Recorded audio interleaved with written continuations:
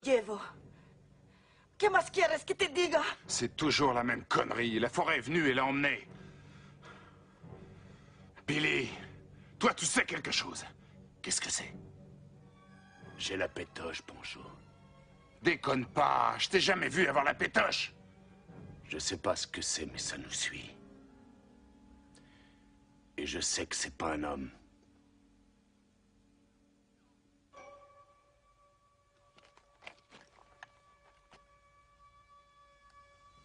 On va tous y rester. Les années 80 sont connues en termes de cinéma d'action américain comme les années Reagan.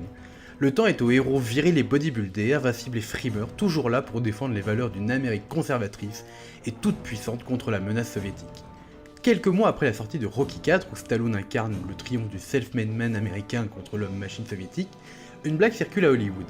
N'ayant plus d'adversaires sur Terre, il faudrait se faire battre Rocky contre un extraterrestre si un 5ème opus était tourné.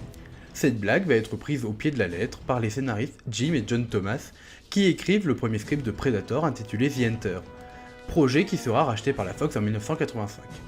On refilera le bébé à Joel Silver qui, fort du succès du Commando avec Schwarzenegger, a alors bien le vent en poupe et a réputation pour savoir gérer un blockbuster à succès. Silver décide de miser pour la réalisation sur John McTiernan, qui à 36 ans n'a qu'un seul film à son actif, Nomad, avec Pierce Brosnan, qui avait fait un flop à sa sortie. Le premier rôle est confié à Arnold Schwarzenegger, au meilleur de sa carrière, et avec qui Silver avait déjà travaillé. Schwarzy est alors au top de sa forme dans les années 80, ayant enchaîné Terminator, Conan et Commando. Arnold Schwarzenegger, Commando. Let's party.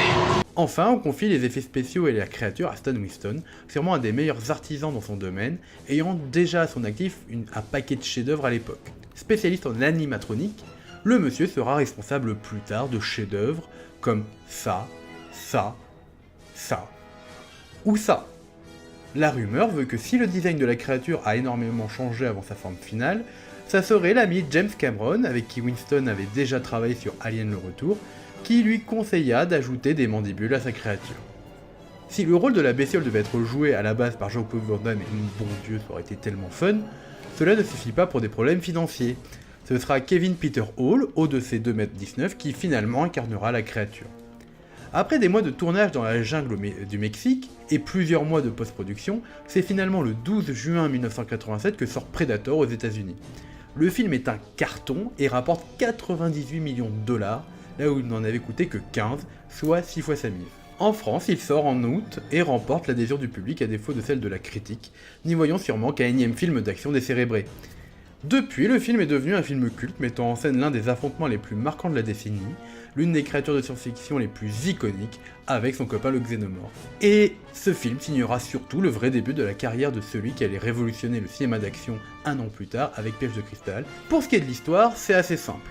Un commando mené par le Major Dutch est sollicité par son vieux copain Dillon pour organiser l'extraction d'otages importants faits prisonniers par les guérilleros du Valverde. Nos militaires, remplis de muscles et de black salas, sont donc largués dans la jungle et vont défoncer du guérillero en se marrant comme des baleines. Mais la trahison, pas d'otages, juste des documents permettant à la CIA d'intervenir et de pratiquer son ingérence comme elle en a l'habitude de faire en Amérique du Sud. Donc pour l'instant, le film il ressemble plus à un Rambo, ou en tout cas un film d'action basique, avec un petit sous-texte politique où on critique la politique américaine, surtout que je rappelle que le Dutch et son commando c'est avant tout des sauveteurs, même s'ils n'ont pas la gueule, je vous jure, ils le disent, ils sont spécialisés dans le sauvetage et l'humanitaire.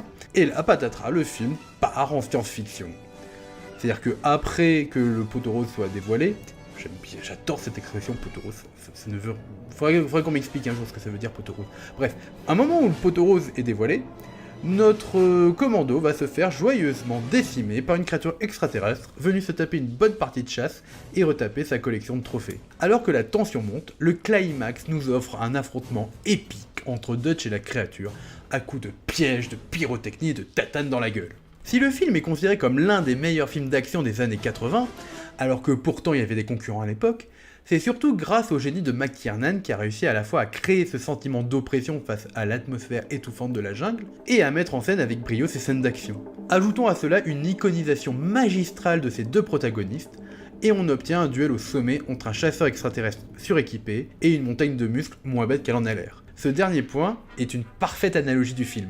Sous ces aspects de film d'action, comme il y en eut tant dans les années 80, le film se part d'un sous-texte qui en fait une œuvre beaucoup plus intelligente qu'il n'y paraît. Le film n'est ni plus ni moins à la base qu'un film de chasse où la proie est un être humain en position d'infériorité face à un chasseur surentraîné et suréquipé. Le film entretient d'ailleurs une filiation très proche d'un classique de 1932, Les chasses du comte Zaroff. Le comte Zaroff est un aristocrate féru de chasse qui s'ennuie profondément sur son île. Ayant chassé tous les animaux qui valaient le coup sur Terre, il lui en reste un seul, l'homme. Il profite que deux naufragés arrivent sur son île pour décider de leur donner la chasse. Ici, dans Predator, l'aristocrate est remplacé par un extraterrestre, mais la figure reste la même. Un individu dit supérieur, chassant celui qui lui est proche et pourtant inférieur. Dans Predator, la créature est un extraterrestre arrivé jusqu'à nous simplement pour chasser. Cela implique que lui et son peuple possèdent une technologie bien supérieure à la nôtre. Il a dans son attirail un dispositif de camouflage, des lasers et une vision infrarouge. Bref, le Predator est un être supérieur qui vient nous chasser, nous humains qui sommes pour lui des êtres sous-développés. Le film peut être ainsi vu comme l'incarnation de la violence du civilisé sur le sauvage. Malgré son degré supérieur de science, le Predator reste un être cruel, violent, qui bien que détenteur d'un certain code de l'honneur, en reste pas moins mauvais et tordu. Ce n'est pas le degré de civilisation qui fait de lui un être à la vertu morale avérée. Cette idée classique, on la retrouve dans un certain nombre d'œuvres philosophiques à partir de la Renaissance, quand l'Europe prend conscience de l'existence de nouveaux peuples avec les nouvelles explorations. Fort de ces arts et de ces sciences, le monde européen a tôt fait de traiter les autres peuples de sauvages et de barbares à cause de leurs mœurs et de leur sous-développement technologique. Cette idée est confirmée par la vitesse à laquelle le nouveau monde va être conquis. À cette période va circuler de nombreuses images du sauvage primitif, pratiquant les sacrifices humains, la cruauté gratuite, une sexualité sans tabou et bien sûr l'anthropophagie. C'est à cette image que Montaigne s'attaque dans l'un de ses essais en 1572, des cannibales. Face aux préjugés de ses contemporains qui s'érigent comme des parangons de vertu grâce à leur supériorité technologique et culturelle, Montaigne se fait un plaisir de rappeler l'ensemble des atrocités ayant traversé le continent au cours de son histoire. Il ne faut d'ailleurs pas oublier que l'Europe sort alors des guerres de religion qui a vu des massacres comme celui de la Saint-Barthélemy ou l'avènement d'institutions comme l'Inquisition, où on ne s'embêtait pas à brûler et torturer avec des preuves. On brûlait et torturait sous couvert de dénonciation. Donc si vous n'aviez pas la même foi, vous étiez passé à la question, torturé et mis à mort. Montaigne souhaite rappeler à ses contemporains que ce n'est pas le degré de civilisation qui fait la pureté des mœurs, et que la violence ne disparaît pas avec la culture. Au contraire, celle-ci trouve un raffinement supérieur, dans le sens où les motifs pour exercer cette violence peuvent sembler encore plus absurdes, plus détachés des réalités matérielles. Manger son ennemi est-il pire que de torturer celui qui a une foi différente ou est soupçonné de crimes imaginaires ? On retrouve cette idée avec le Predator qui ici incarne le civilisé et qui au lieu de faire preuve de grandeur et de vertu montre au contraire une violence extrême et une cruauté raffinée. Une autre référence qui peut nous venir à l'esprit dans cette mise en scène de la violence du civilisé est bien sûr un des philosophes les plus critiques par rapport au concept de progrès et de civilisation, j'ai nommé Jean-Jacques Rousseau. Au cours de votre parcours scolaire, il y a de grandes chances que vous ayez eu au moins quelques textes de lui, que ce soit ces textes philosophiques comme le Contrat social, ou ces textes littéraires comme les Confessions ou les Rêveries du promeneur solitaire. Et on vous a sûrement dit au passage qu'il faisait partie du club fermé des philosophes des Lumières, au même titre que Montesquieu, Diderot, Voltaire et d'Alembert, pour ne citer que les plus connus bien sûr. Déjà, il faut comprendre que cette notion de lumière ne doit pas être comprise comme un phénomène purement français du XVIIIe siècle, mais comme un mouvement intellectuel à l'échelle européenne et plus étalé dans le temps. On peut déjà faire remonter ce phénomène à des auteurs connus comme Spinoza, Locke ou Newton au XVIIe siècle, principalement situés en Angleterre et en Hollande. Ces auteurs, qui entretiennent une correspondance avec d'autres intellectuels à travers toute l'Europe, donnent déjà une teinte internationale au phénomène des Lumières. Celui-ci prend des proportions beaucoup plus importantes et décisives au XVIIIe siècle, notamment en France. Mais ce mouvement n'est bien sûr pas restreint à notre territoire, car on parlera aussi des Lumières écossaises avec Hutcheson, Hume ou Adam Smith durant la même période. Et enfin, on a les Lumières allemandes, aussi appelées Aufklärung, qui viendra conclure le mouvement avec des auteurs majeurs comme Kant ou Hegel. Les Lumières forment un mouvement divers et hétéroclite qui va signer du point de vue intellectuel à la fois la conclusion logique de la pensée moderne et sa transition vers la pensée contemporaine du XIXe siècle. Et ça, je parie que vous vous attendiez pas à ce qu'on parle des Lumières en parlant de Predator. On classe traditionnellement Rousseau comme un des grands représentants des Lumières françaises, mais c'est un peu plus compliqué que ça en vrai. On caractérise la plupart du temps les Lumières par les valeurs que sont la liberté, la tolérance et le progrès, ainsi que par la lutte contre le fanatisme religieux et la promotion des sciences. L'œuvre étendard des Lumières françaises est l'encyclopédie menée par Diderot et d'Alembert, où de nombreux auteurs de l'époque vont contribuer, dont Rousseau. Cet ouvrage, qui est conçu comme une œuvre somme, a pour but de faire la promotion des sciences et de leur transmission, tout en luttant contre le dogmatisme religieux. Cependant, malgré sa participation à cette entreprise, et une théorie politique plutôt démocrate axée sur la liberté, Rousseau ne peut pas être simplement réduit à un auteur des Lumières, et les positions qu'il va tenir vont au contraire en faire un penseur anti-lumière. Et cela est particulièrement vrai quand il va critiquer les notions de progrès et de raison qui sont censées être les deux valeurs centrales des Lumières. Dans le discours sur les sciences et les arts, rédigé en 1750, Rousseau répond à une question posée par l'Académie de Dijon lors d'un concours: est-ce que le rétablissement des sciences et des arts a contribué à épurer les mœurs? Sa réponse va radicalement différer des valeurs que l'on attribue habituellement aux Lumières. Selon lui, les sciences et les arts ont au contraire contribué à corrompre les mœurs, contrairement à ce que l'on pourrait croire, et vont affaiblir le corps et l'esprit, permettant aux tyrans d'asseoir leur domination sur les hommes. Les sciences et les arts seraient les couronnes de fleurs qui décoreraient les chaînes de la servitude des hommes. Plus une civilisation devient avancée, selon Rousseau, plus elle met en avant les sciences et les arts, et elle va donc se ramollir, se détacher d'une nature originelle, vue comme plus simple et plus saine, pour se vautrer dans les vices de la civilisation policée. La haine, le mensonge, les faux fuyants, l'orgueil, la trahison deviennent les principes moraux de tout civilisé. Où il n'y a nul effet, il n'y a point de cause à chercher. Mais ici l'effet est certain, la dépravation réelle, et nos âmes se sont corrompues, à mesure que nos sciences et nos arts se sont avancés à la perfection. Alors certes, Rousseau énonce dans ce discours un certain nombre de civilisations guerrières qui auraient perdu leurs qualités premières, ainsi que leurs vertus pour devenir une bande de feignants luxueux incapables de se défendre, obligés de se soumettre aux conquêtes successives. Cette diminution des vertus martiales ne semble pas affecter notre fringant prédateur, qui dans une forme olympique décime nos bidasses en se marrant comme une baleine. De même, notre commando surentraîné est plus porté sur la défouraille et les rituels guerriers qu'autre chose. Mais il faut tout de même noter une chose. D'un côté, le Predator, qui représente la civilisation avancée, est d'une cruauté et d'un sadisme extraordinaire. Et son sens de l'honneur tordu le mènera à sa propre perte. D'ailleurs, à propos du code du Predator, je rappelle que celui-ci répond au défi de Billy par une vile attaque par derrière avant de lui arracher joyeusement la colonne vertébrale. De l'autre, si le commando de Dutch se retrouve dans cette situation paumé en pleine jungle à massacrer des guérilleros, c'est parce qu'il est victime de complots politiques orchestrés par les Américains, alors que leur job est de sauver des vies. Non mais je vous l'ai déjà dit, regardez-les comme ils ont l'air heureux, comme ils ont l'air gentils, regardez-les comme ils sont là pour sauver des gens, ils n'ont pas des têtes de sauveurs, non? Bref, mais si on veut aller plus loin dans le rapprochement avec Rousseau, c'est un autre ouvrage qui va véritablement nous intéresser. Le discours sur les origines et le fondement de l'inégalité parmi les hommes, qu'on appellera maintenant second discours parce que c'est beaucoup plus simple à dire et beaucoup moins long. Dans le second discours, Rousseau décrit les deux passions naturelles présentes chez tout être vivant, l'amour de soi et la pitié naturelle. L'amour de soi est simplement ce qui va nous porter naturellement vers ce qui est bon pour nous et nous faire fuir ce qui est considéré comme mauvais.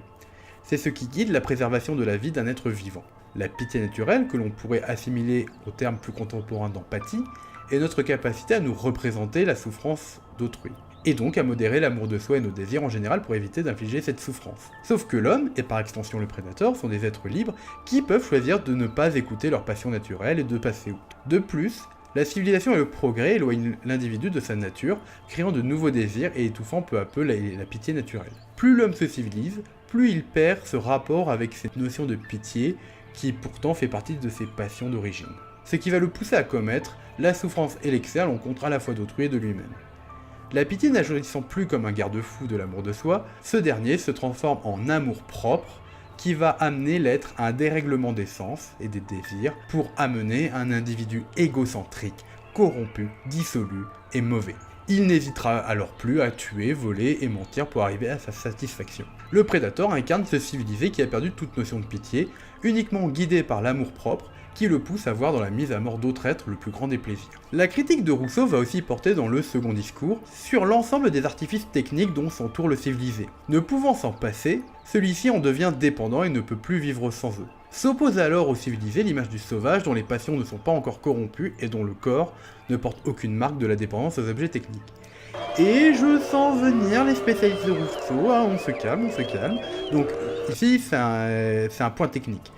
Quand je parle du sauvage, je ne parle pas de l'homme à l'état de nature que Rousseau décrit au début du discours. L'homme à l'état de nature, c'est l'homme qui n'est pas en rapport avec autrui, qui est purement sauvage, qui n'a pas de langage, pas de technique, qui va nu dans les bois et se nourrit de lui-même, et qui n'a aucun rapport social. Ici, je ne parle pas de l'homme à l'état de nature, je parle du sauvage, c'est-à-dire le stade au-dessus, juste au-dessus, où il a commencé à se civiliser dans le sens où il est en interaction avec autrui. Chez Rousseau, le sauvage est l'homme le plus proche de l'état de nature, tout en ayant commencé son œuvre de sociabilisation. On remarque dans le début du film que toute la séquence du début et le générique insiste bien sur tout le matériel militaire à disposition. Chars, voitures, hélicoptères, tout cela finit par ressembler à un army porn comme seul Michael Bay est capable d'en faire. Tout cela est là pour souligner l'étendue des dispositifs techniques mis au service des personnages. Beaucoup de dialogues soulignent l'importance de tel ou tel objet comme élément vital pour le commando, comme la cracheuse de plomb ou la radio. Peu à peu, alors que l'étau se resserre, les personnages perdent leurs attirails pour se retrouver dénudés, accentuant pour nous et pour eux le sentiment de danger et de peur. Mais technologie contre technologie, c'est le plus avancé qui gagne. Or, le rapport s'inverse paradoxalement au moment où Dutch se retrouve tout seul, sans alliés et ayant perdu la presque totalité de son matériel. Obligé de ne compter que sur ses forces et son astuce, il retombe dans une forme de sauvagerie au point où il ne doit faire qu'un avec la nature pour espérer survivre. Dans un dernier acte quasiment dénué de dialogue, on peut même dire que Dutch a dit adieu au langage, ce dernier est amené à incarner le sauvage qui renoue avec la nature et ses seules capacités. Ce qui le mène à la victoire sur un adversaire qui, plutôt que de l'achever directement, reconnaîtra sa valeur et se délestera à son tour de son équipement. Predator donc, c'est le triomphe du sauvage sur le civilisé, meilleur à la fois moralement et physiquement. Le chassé triomphe du chasseur en se rapprochant autant de la nature que le second s'en était éloigné. Bon, ok, Dutch prend une raclée, mais le Predator a l'avantage d'avoir un corps extraterrestre un peu plus opérationnel que le sien. Mais il redevient l'homme primitif qui jadis a conquis la Terre et hurle à la fois sa renaissance et la réappropriation de son territoire originel, à savoir la Terre. Autre réflexion, on pourrait croire que Billy, d'origine indienne, et qui manifeste un rapport plus proche, presque mystique avec la nature, aurait été le plus apte à combattre le Predator. Malheureusement pour notre pauvre Billy, celui-ci est encore lesté par sa civilité, et il n'est pas encore apte à vaincre l'ennemi. En témoigne son rituel guerrier, certes badass au possible, mais parfaitement inutile et dangereux. Il y aurait encore beaucoup à dire, notamment sur l'idée que la lutte entre le Predator et Dutch devient une vraie lutte pour la reconnaissance, que le Predator reconnaît à Dutch un statut d'égal, et qu'à la fin, il lui renvoie en miroir cette question. What the hell are you?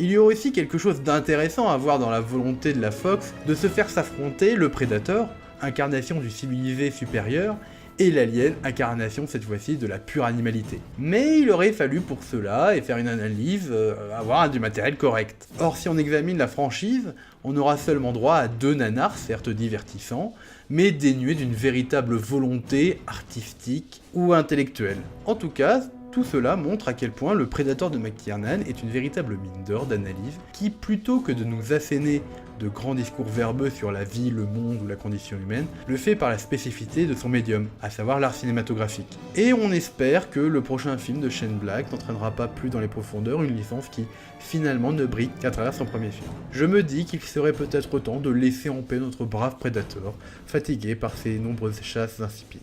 Merci pour votre visionnage et je vous dis au revoir.